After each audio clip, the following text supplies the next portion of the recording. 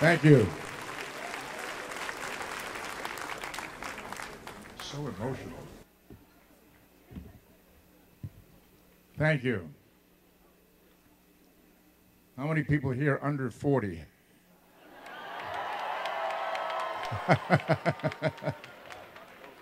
Where were you in 1966?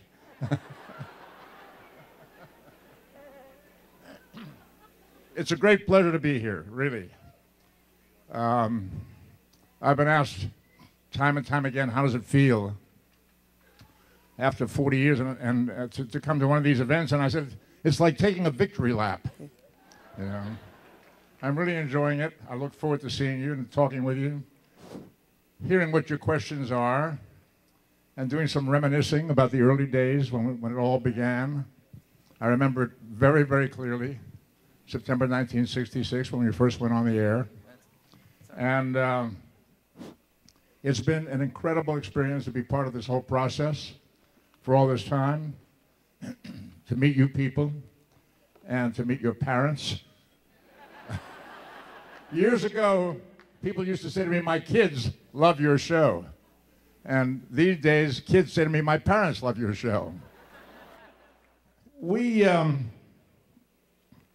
Some of us didn't really know what to expect when we went on the air in September of '66. I kind of had a sense that we would last a long time. I believed in what we were doing.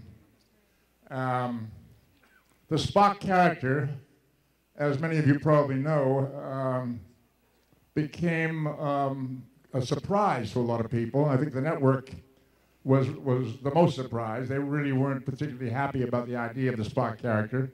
In fact, I remember before we even went on the air, I received from NBC, which was the network that we were going to be broadcast on, a copy of their advertising sales brochure, which they were sending around to potential advertisers, explaining what the show was about, what the stories would be like, who the central characters were, and in the hopes of attracting sponsors. And because I was on the show, I guess I got on the NBC mailing list, and I ended up getting one of these brochures. I opened it, and there were the stories about the episodes that were coming up and a general idea of what Star Trek would be all about. And there were introductions to the various characters. There was a little section about Spock, and there was a picture of me as Spock, which I immediately realized didn't look exactly right.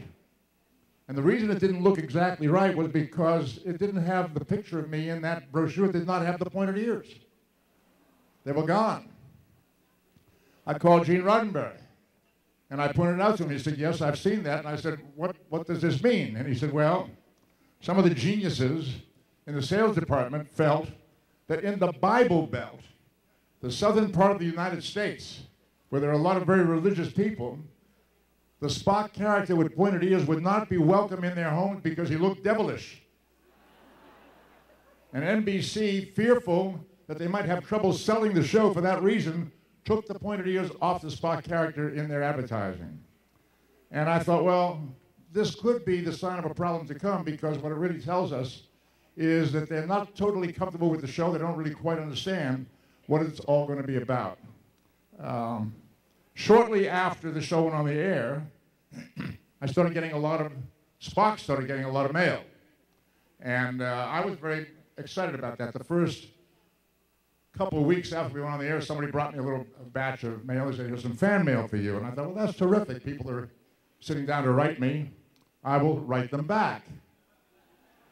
And I sent off notes to each person with an autographed photograph. Thank you for watching the show. I'm glad you're enjoying it. I'm glad you're enjoying the Spock character. And tell your friends about us. And 2 or 3 weeks later, they came with a larger stack. And I thought, well, I can still get this done during a lunch hour. I'll sit and eat a sandwich while I'm answering these nice people's mail. And then about 3 or 4 weeks later, they brought me a sack that was too big for me to deal with.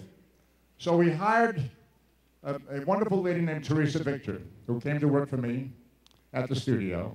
And she was to take care of my fan mail, among other things.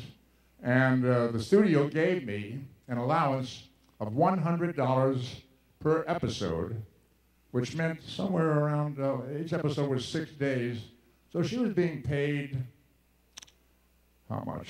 About $20 a day to take care of my fan mail. It was not an awful lot of money, as you can imagine. And after a short period of time, I got a letter from the Business Affairs Department at Paramount. This was early in 1967, from a man named Ed Pearlstein, who was head of Business Affairs. And this was published in a book I wrote called I Am Not Spock, which I know all of you have read, right? Yeah. You lie. Okay. Ed Pearlstein said to me, "Dear Leonard, for the past several weeks, I have been consulted with respect to the operation in regard to your personally handling your fan mail, and have iterated myself many times with regard to the agreement that I made with respect to our obligations to you in this connection.